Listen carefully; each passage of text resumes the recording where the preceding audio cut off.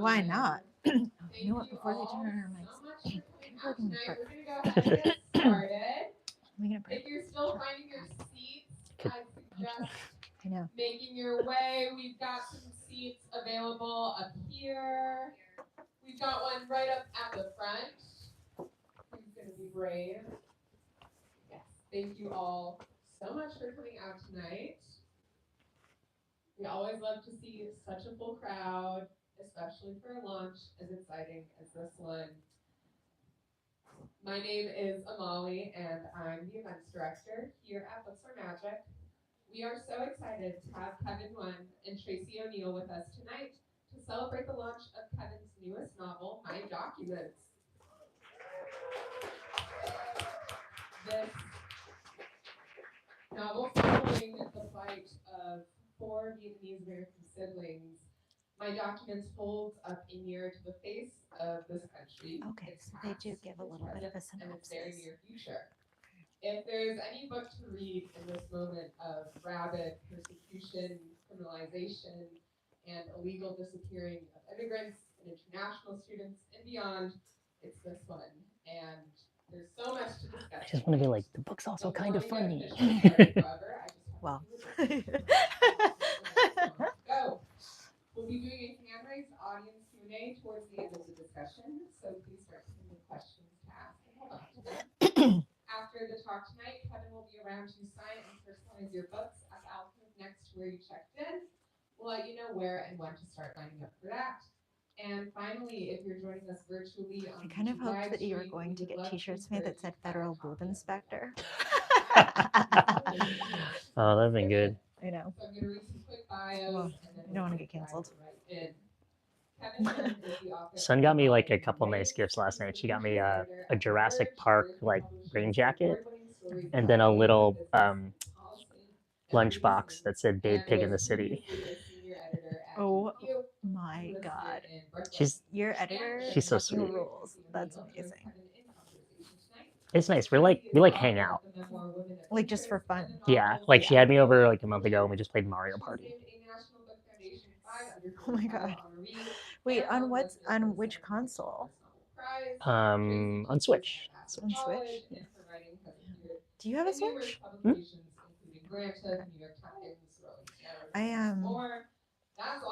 I think that I like the only video game that I really like is like N64. Oh, let's do it. You go. You're the Oh, star. am I going? I think Yeah. you go. Oh wait, I go first? Sure. No, you go first. You have the third side. Oh, there's more water here.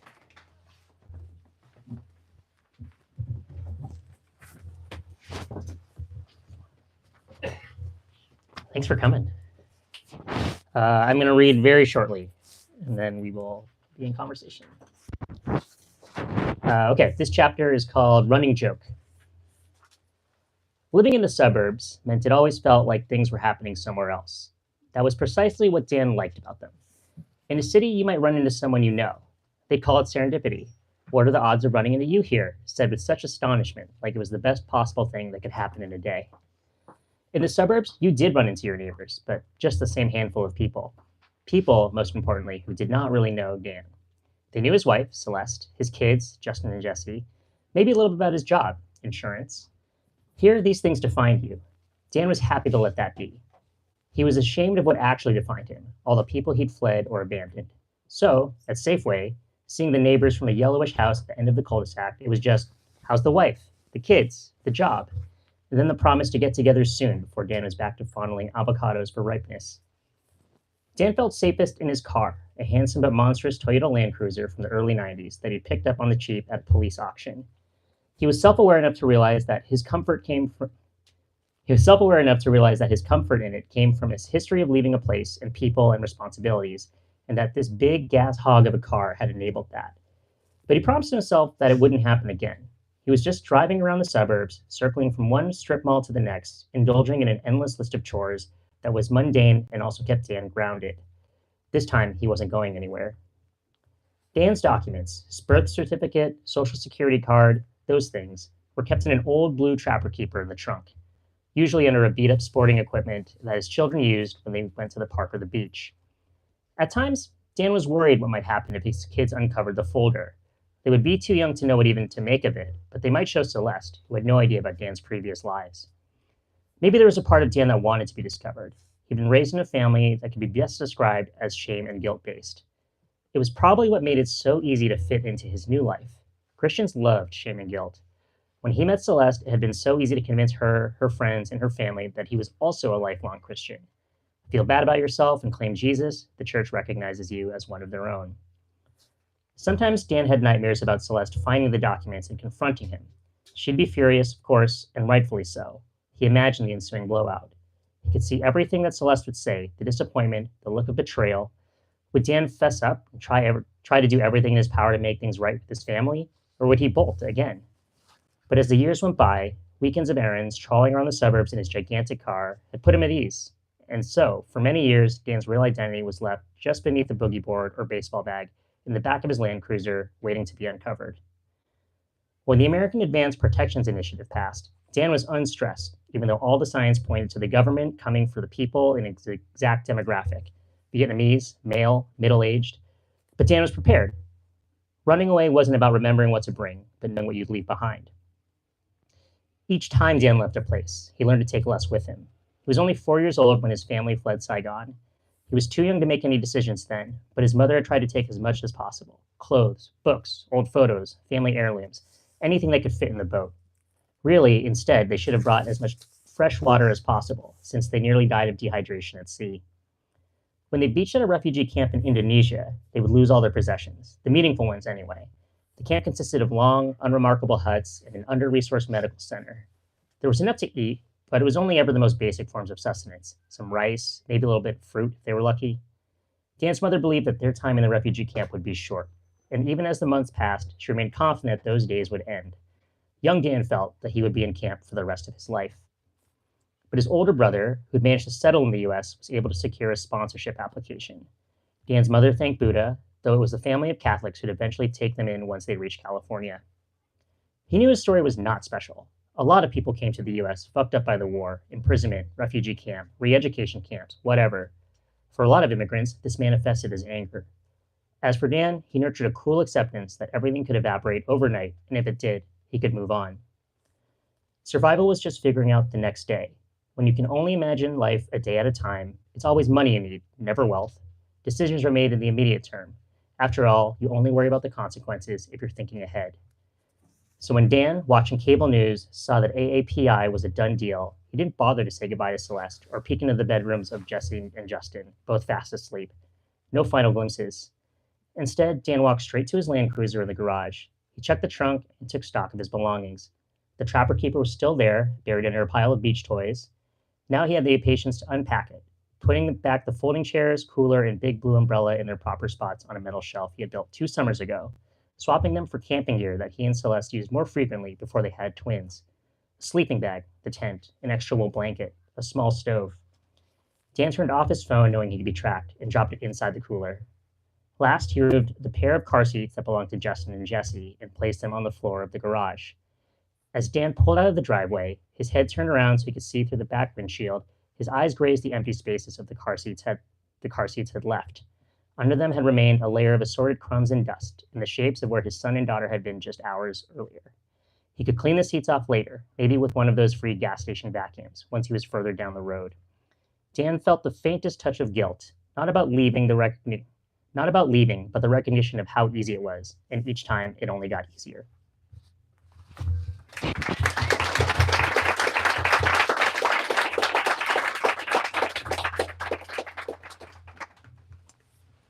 That was great. I'm so glad that you read a Dan section because, as I told you earlier, Kevin, Dan is one of my favorite, if not my favorite, character in the book. So to start off, I'm going to say something potentially distasteful. Okay. Okay.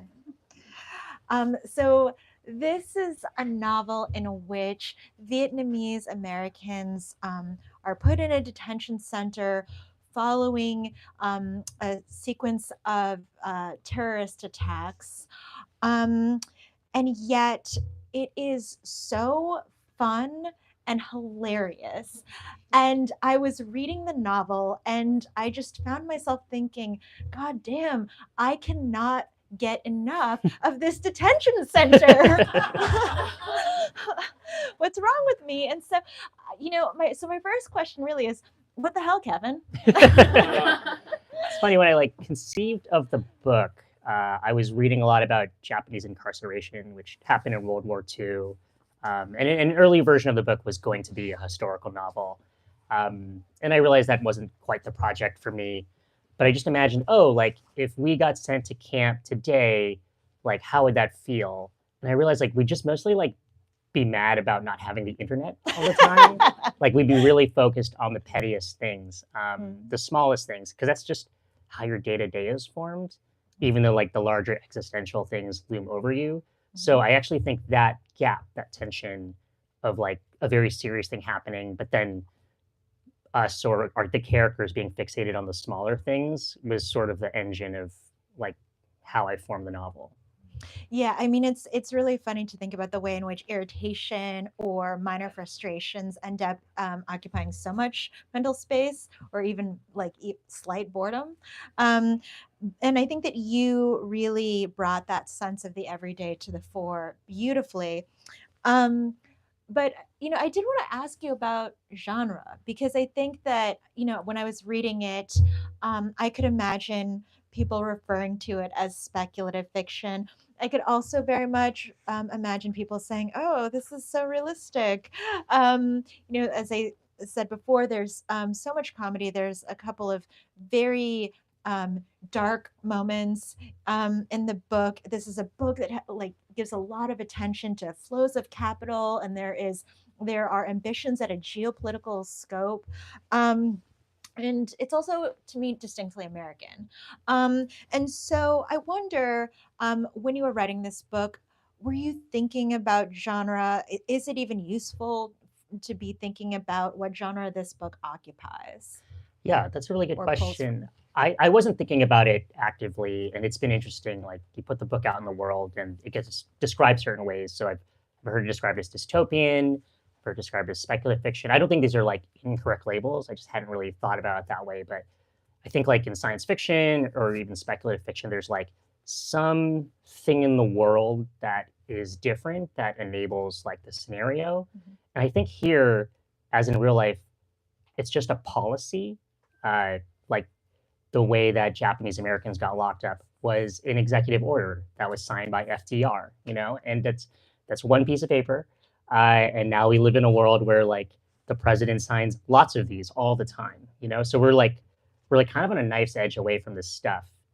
I don't actually think that like the government's going to lock up all Vietnamese Americans, but we're like not that far removed. So in a way, I did want to ground the book in realism. And so the book has a lot of extremely specific pop culture references. Like it is happening now. And even though I want people to read this book 50 years from now, that's like always the hope. I did want people to read it in this moment and know that the thing that happened during World War II is not so far removed from what could happen today. But it's funny. It's, I mean, I think it's very funny. I will just share with you guys. I mean, I think a lot of people won't understand the joke, but I was saying to Kevin earlier that for his swag, I wished that he made a T-shirt that said "Federal Boob Inspector," which you will eventually understand if you read the book in its entirety. And some people in the audience may already know what that means. I'm going to wait for that T-shirt. But anyway, but this book, is so interested in the notion of the precariousness of citizenship, and the way in which that very contingent sense of state sanctioned security is distributed. Um, but I also really view this book as one that's about journalism. And and you, of course, have worked as an editor for many years, and you raise some important questions, I think, about storytelling and media. And so I was thinking about the very well known passage from The Journalist and the Murderer by Janet Malcolm, where she writes, "Every journalist who is not too stupid or full of himself to notice what is going on, knows that what he does is morally indefensible. He is a kind of confidence man, preying on people's vanity, ignorance, or loneliness, gaining their trust and betraying them without remorse. And I wonder if you could sort of talk about the betrayal or betrayals that you explore in this book of some of the sources. Yeah, I think we're in a funny moment, especially with journalism, where it's never been more diminished by a lot of forces. A lot of the forces are in the books. There's the government, there's big tech, and I believe very strongly in the project of journalism and the importance of a free press. At the same time, like coming from inside it, it's just so easy to see how we do it poorly, and we do it very poorly often. But also, some of those are mechanical, and I think about this all the time. There's just a weird relationship between a journalist and their source. It's actually crazy to me that anyone would ever talk to a journalist. Like, there's so little for the source to gain. Uh, People love to talk, thank God. But at the same time, like, and I've worked on a lot of labor reporting, especially, and we still anonymize people when they're labor or they're, at threat of retaliation, but like they just put themselves out there. Like they don't have anything really to gain there. And in a weird way, the journalist has everything to gain and has all the power. And so I don't want sources to stop talking to journalists, but like, how do we reckon with the fact that, like if you're in that position, and I've been in that position, like, what am I taking advantage of? What are the lines there? The book doesn't really have answers to that; it just complicates it, especially too when it comes to identity politics. And I think in the past decade, we've seen like enough like treacly essays about one's identity and one's community, and who's gaining. Like when you write about a community, who's gaining there? Is the community gaining or the writer? Yeah, I mean, I'm sort of glad that you bring up the notion of a sort of tragically identity politics, because I know that's something that you and I have spoken about before, is the sort of mythology of this sort of pan Asian American identity, which I think you really crack open in this book. And I wonder if you can sort of talk about that a little bit, because I mean, so many of the characters in this book are they're sort of assholes, and and there are moments that there are opportunities for solidarity that are often enough refused. So I was interested in the way in which you stake out this position in the work. Yeah, I think Asian American identity is very funny to me because I think it is, it's a newish term, but it's a useful one. But mostly like it's mostly just about like how people look. I like each Asian culture is extremely distinct, like of language, certainly of like food, of mentality. Like even if we draw these like broad stereotypes, like they just don't really line up outside of different ethnicities or nationalities. And yet we have this like broad term of Asian American Pacific Islander. Um, that is useful, and I don't think we should get rid of it. But I think we should also be a little skeptical of any umbrella like that.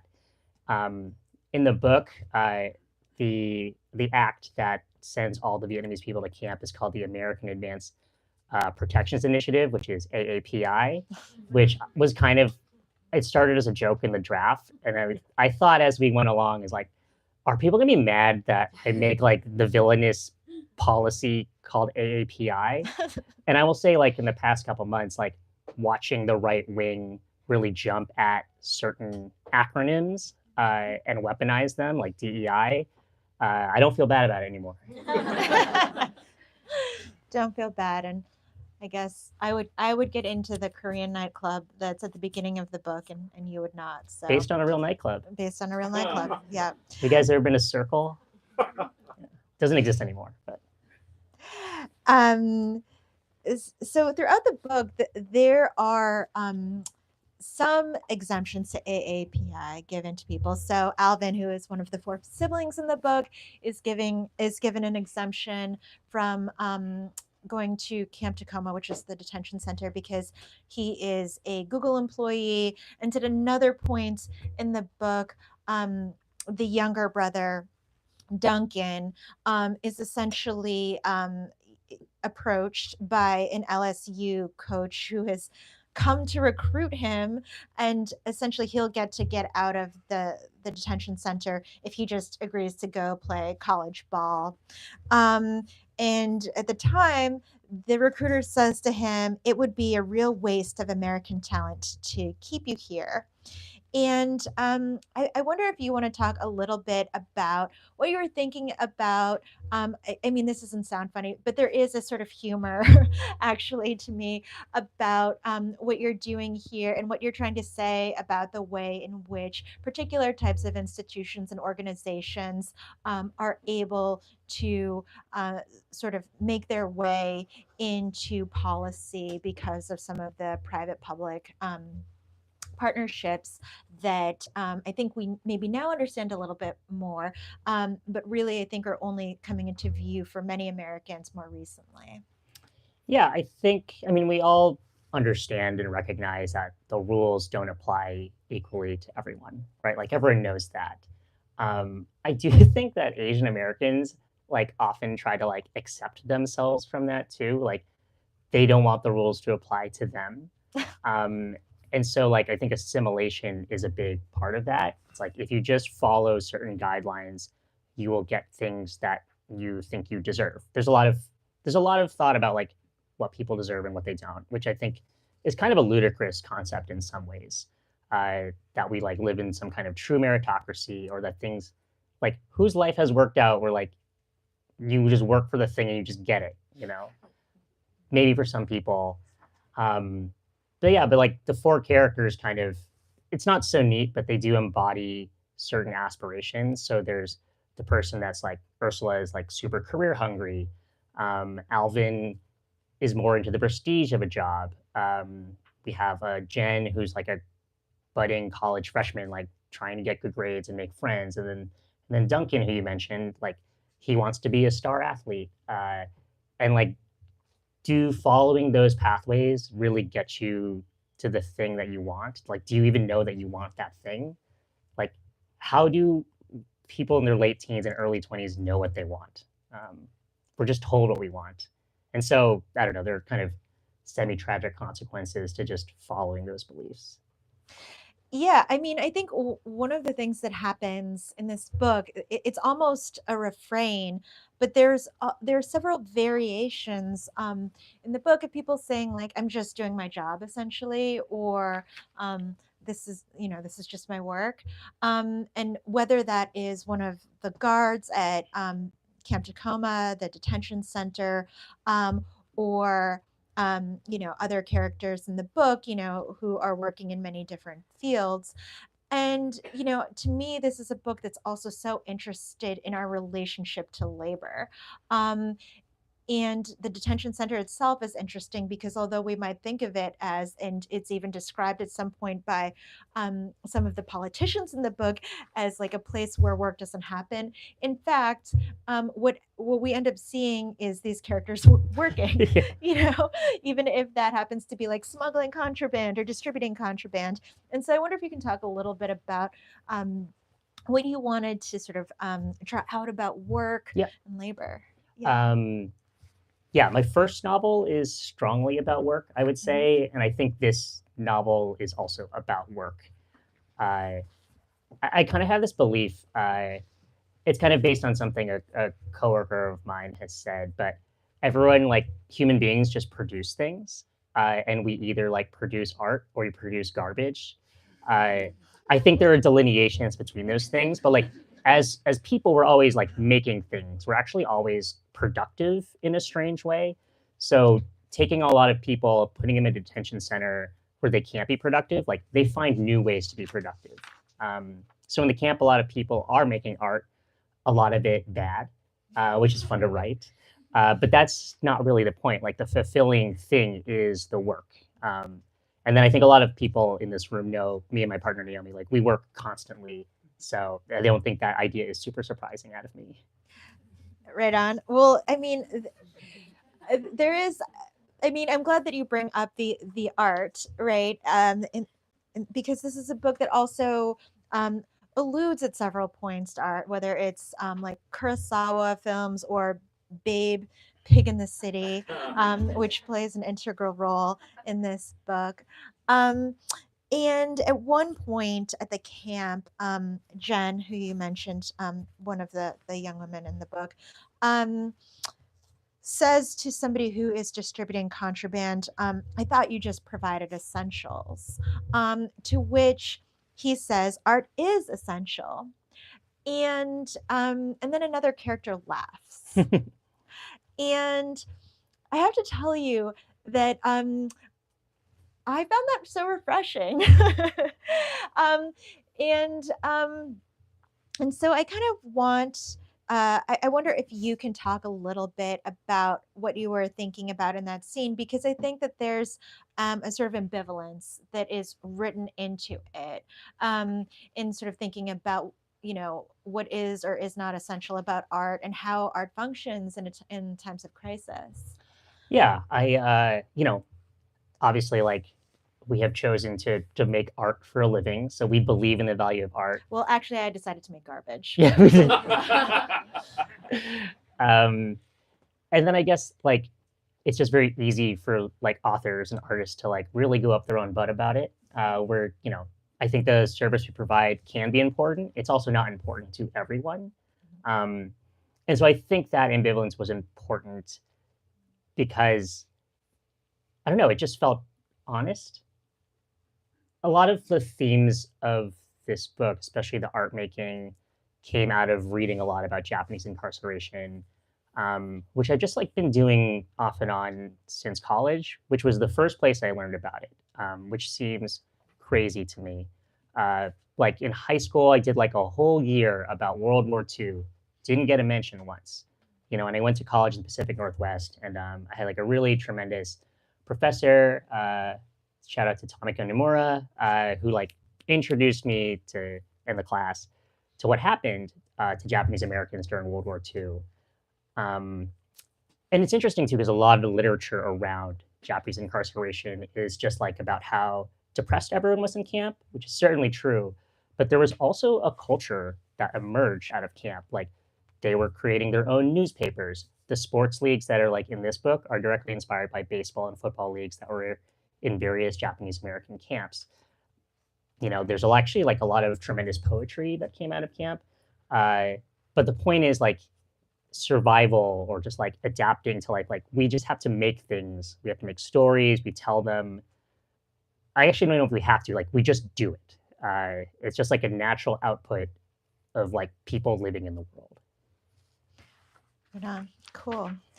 Um, well, I want to come back to I want to come back to Dan. And so you read a Dan section at the beginning of this event. And, when I was reading this book, I was thinking about how, the novel is so interested um, in who we leave behind to survive, but also how we leave to survive. And maybe the moments in which we tell ourselves that leaving is for survival. And so the book begins with a narrative that's about it's sort of supposed to be about the grandmother of the four main characters, the four children, leaving her husband behind in Vietnam, and then coming to the United States. And then we sort of realize later, or one of the characters realizes later, that perhaps she didn't sort of like accidentally leave behind her husband, or like, but that in fact she made a decision to leave without him. And Dan is a character who just sort of repeatedly starts families and then leaves them. Mm-hmm. Baller. But no, I mean, I just wonder if you can talk a little bit about his character, what he's doing in this story, and like the sort of imprint that he leaves, or legacy. I don't want to give too much away, but yeah. I think survival as a concept is also about like how many people do you take with you? Where does the family unit stop? Do you just think about yourself? So the character of Jan, clearly mostly thinks about himself. the four siblings in the book, like two sets of half siblings, like they think of each other as a unit, and that's it's kind of informal in that way. They actually call each other cousins, just to like kind of further blur the traditional family hierarchy. Um, so yeah, I think it's a lot about who you. Every time you leave someone behind, it's like a choice, and every time you take someone with you, that's like also a decision. Um, yeah, and then I guess in dire consequence, like situations, you have to make these decisions, and yeah. Yeah, right on. Okay, I cool. swear the book is funny. I did. No, it is really funny. Well, and actually, so maybe this is a good sort of entry point into. There's a part in the book where there is a play that's staged, um, and um, and there's sort of talk about afterward in the Q&A. Uh, um, and people are asking, like, is this an appropriate way to depict the plight of these Vietnamese Americans? And so, and it feels a little bit like the line of questioning is sort of part of this very like humorless and reductive mode of thinking about identity and art. And I wonder if you could kind of talk about that a little bit. Yeah, I'll just tee it up a little bit. There's a Yeah. like a play that gets staged after camp by one of the actually it's like a real cousin, but he basically stages like with a bunch of like Guggenheim funding a play that's just like horny anime bullshit. But it is like about like being disconnected from people. So the Guggenheim people are extremely upset that it doesn't more accurately reflect the things that happen in camp. But his defense is that like emotionally, like this was authentic to me. Um, so it's sort of interesting. Like to me, I thought it was funny because I didn't want the play to come across as like a good play either. Uh, but if it does resonate with someone and feels authentic to their experience, like does that have value? Uh, should like the people who give you the money to stage it have a say in if it's valuable or not? Yeah.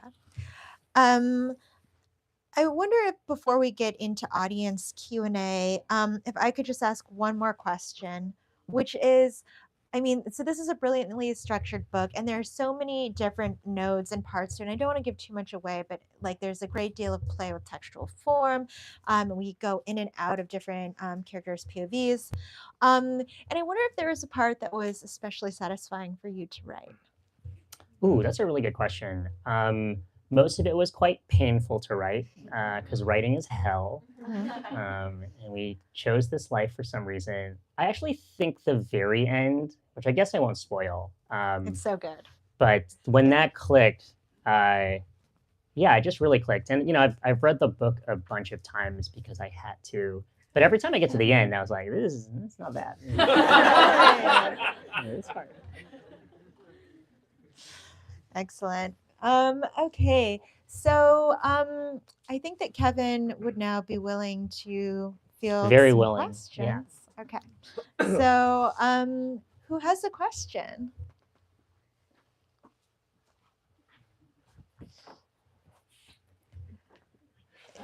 Um, Great book. Really, really great second book. I found myself. I think the book is hilarious, and at the same time, you also drove me to two tequilas as I was reading that book at a bar one night, which made one specific passage a really like deep experience for me, where um, a bunch of the inmates, I guess, that were male, mid-30s, were dying of despair, right? And I thought to myself in the middle of those two tequilas, right? Like, if I were in the same situation, like, I don't know, would I make it, right? Like, would this befall me? And I thought, well, like, surely Kevin must have thought of this, right? Like, what was what was kind of your outlook on that? That's really Okay. dark. Oh. Yeah. Yeah. You did this to me. So I think we just have to repeat the question for the live cast really quickly. Uh, so it was said, great book. I want to repeat that. Great book, great second book. The gentleman was reading the book at a bar, was driven to drink 2 tequilas by a specific part of the book in which people who are detained at the camp in their mid-30s, men specifically, are dying of despair. And the question was, did Kevin think about that? I think. Yeah, I mean, it's again, it's based on a lot of what happened in Japanese incarceration. The book is also based strongly on research I did about the Vietnam War. It's also based very strongly on what's happening or has been happening for the past 2 decades for migrant detention. So this stuff, it's all an amalgamation of things. It is all fiction on some level, but I think the outcomes for people in the book are based on real life outcomes for people in these situations. Um, so, so yeah, I the book took me to some dark places. I wrote a lot of it in the pandemic, so it's like we're already there, you know. So it wasn't too hard to access that part of my brain. But yeah, 2 tequilas. That seems like a normal amount for you. I have a question around what inspired like the visual identity and color palette of the jacket. It's really interesting. The question was about the visual identity of and the color palette of the jacket cover. Well, I can't take too much credit for that. We had this wonderful designer, Arsh, and we did go through many iterations of things. There were certain challenges. So basically, like the cover process works. It's like you send along covers that you like, other ideas, things that you don't like, you know. And I remember I like the prompt I sent. I was like, it would be really cool if it evoked Vietnamese people. I don't know what the symbology of that would be. I don't think I want like people's faces on it. And I think what came back was a first set of designs that were red and yellow, because that's the Vietnamese flag. That just mostly looks like the Chinese Communist flag. Unfortunately, that's just like the more popular version of that thing. And I just like hadn't thought of that. So that's sort of like why we totally ran away from that color palette. Yeah, and also we finished the cover, and then like I think like 2 weeks later, Charlie XCX put out the Brat album, and people were like, "You're channeling Brat," and I was like, "No." Good, it's a good album, but you know. But yeah, so and then actually, so what's on the cover is it's a real photograph of Manzanar, taken by Ansel Adams. We got the rights to it because it's on Getty. I don't think the Ansel Adams estate would be thrilled about this, but they sent Ansel Adams to Manzanar to take really attractive pictures of camp to make it seem like it's not a big deal. This kind of same thing happened in Auschwitz. Actually, Auschwitz is like the nice concentration camp, right? Actually, it got cut from the book, but I had a whole, way too long chapter about how Vogue sent Annie Leibovitz to camp to take photos of detainees, but it was just like a little too much. But Well, I did like the McCain epigraph and the McCain-esque character, I will just say. So we have a couple of geniuses in the room. So shout out to Chloe and Isle, but Isle has a question. Hey, congrats, Kevin. Yeah. Thank you. I'm curious, you've talked a lot about the humor, and I'd be curious if in a book that seems to have such a sort of serious subject matter, what you think of as both the role of humor in a book that is this serious, and also how you balance a sort of political and intelligent humor against the kind of frivolity that humor might sort of fall into, if not poorly. That's a good question. Okay, yeah. So this the question was about the role of humor and essentially, I guess you could say how Kevin goes about regulating the humor in order to both not give short shrift to the real and pressing geopolitical concerns of the book, but also do the fun thing. Yeah. You know, I don't think I wasn't too worried about it. Just I was actually more worried that the book would come across as too serious. But like a lot of the scenario and a lot of themes are like kind of they like loom large over the book, but a lot of the book is like these people's like day to day, and they love the mundanity and the pettiness of their own lives. Like I just think we can't escape it, even in dire situations. So I just like always wanted the book to be funny. I think siblings are funny around each other. it's really a story too about like how you love your family and they just like constantly annoy the shit out of you, like no matter what. So I didn't worry too much about that, and I don't know. I do. Maybe there are people who will be like, the book should be more serious, but I don't like it when any of my art like is too serious. So that's just like a personal preference for me. And I guess that's nice about writing your own book. You get to put all your preferences on the page. So Yeah, and there's lots of jokes and people getting fingered. So, just remember that. Yes. Hey Evan, how's it going? hey Ben. Um, is there like a favorite historical detail that you pulled to inspire something in the book? Okay, so the question was, is there a specific historical detail that Kevin thinks of having pulled from to inspire something in the book? Yeah, I think it actually becomes like a strong plot point in the book, but there's like an underground network of smuggling digital goods, especially into camp. In the book, it's called El Paquete.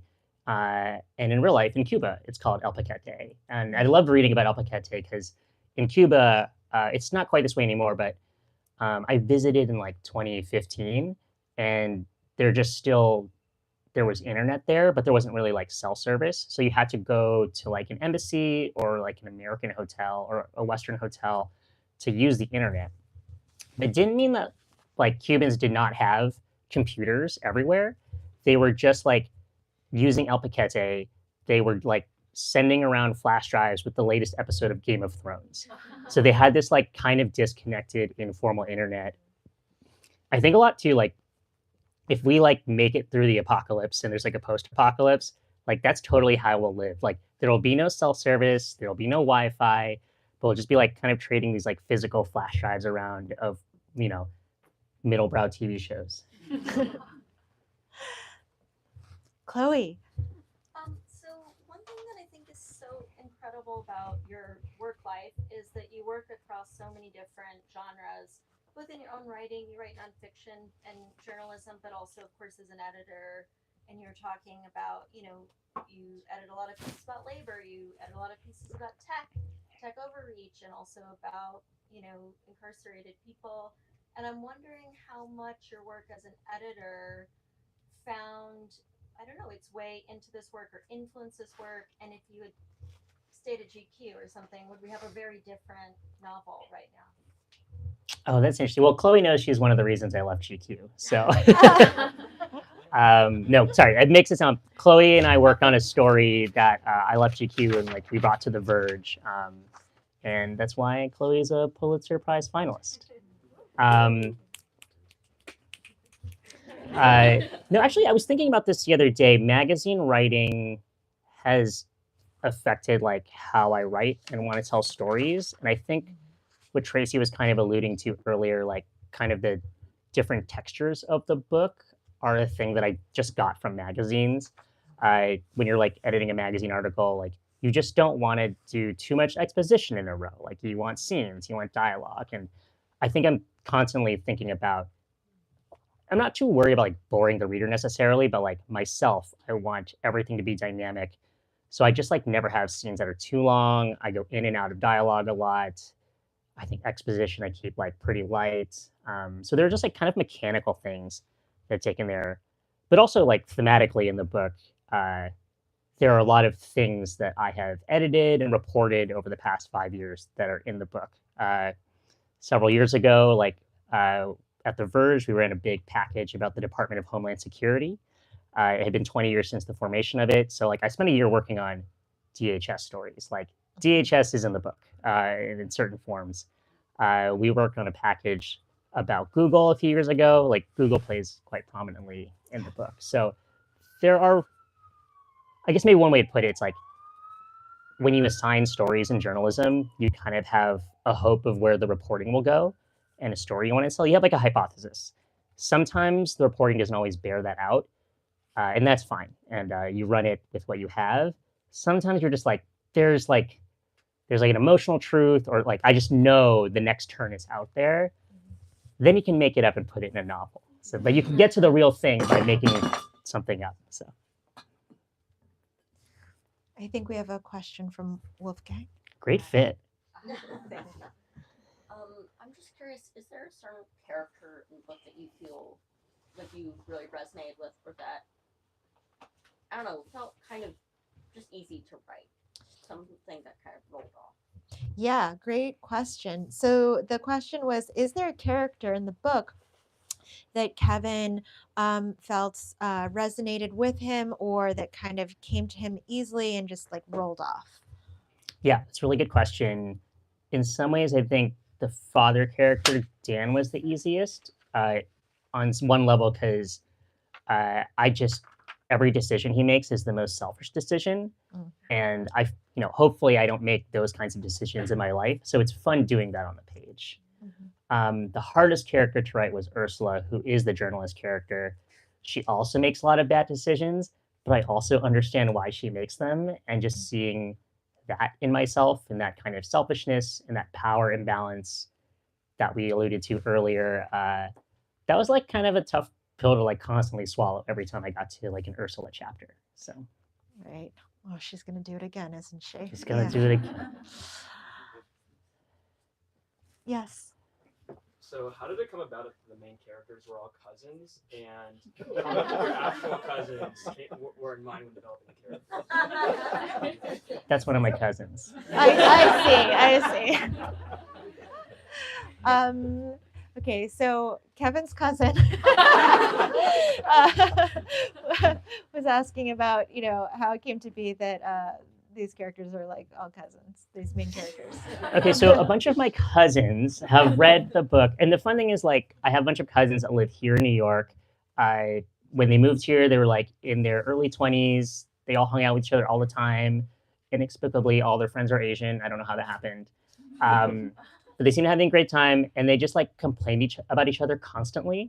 And I thought that was a very fun dynamic. Like, they hang out all the time. They're very sweet to each other. All they do is like bitch and moan about the other person.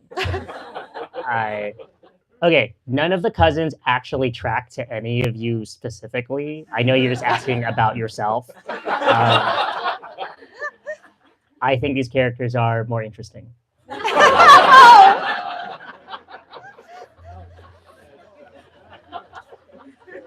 Well, are you glad that you came to support Kevin tonight? One more question. Yes, thank you. But yeah, I meant you. I don't know. I thought you would know. Yeah. You mentioned writing is hell, but you choose it. Can you tell us a little bit about like your writing process and what makes it easier? Okay, so the question is, Kevin brought up the notion that writing is hell, and what does Kevin do to make his process a little bit easier? Yeah, it's funny. I was talking to someone about this recently, and they were like, "Oh, writing the second book must have been so much easier because you know how to do it." And I went into it thinking that was the case. Like my first book, I eventually figured out like, oh, I'll write in the morning. I'll write on this like Chromebook that barely accesses the internet. I just like had all these systems in place, and I like finished a draft that way. This time around, well, that Chromebook crapped out, so I needed to find a new thing to write on. But like I found that I couldn't write in the morning anymore, so I like figured out I had to like write late at night. And this one too, because it was so many characters, like I actually had to plot things out and like have character sketches and outlines, which is like this kind of dutiful work that I really don't like doing. I kind of just like to sit down and like puke it out. And my agent's here. She knows that like the first drafts are like big old piles of puke. The funniest thing is I think she's saying no, but she's lying. I remember I turned in a first draft to her, and it was 100,000 words, and she was like, "It's a little long." And I was like, "Okay." And then the next draft I turned in was 130,000 words long. And the book that you hold in your hand, I think, is like closer to 80. Mercifully, the 40,000 words about Annie Leibovitz in camp, we cut that. So I would love to read the outtake though, whenever. Okay, well, Kevin, thanks so much. I'm so glad to get to hear more about the book, and I loved it so much, and I know everybody here will too. So just a reminder, I guess, you guys, if you didn't already order the book, you can buy them, and I'm sure Kevin will sign them. Is that right? You don't have to read it, just buy it. Yeah, I mean, you should also read it, but the, I mostly want you to buy it and read it. Cool. Thank you so much, Tracy. Yeah. Yeah. No freebies.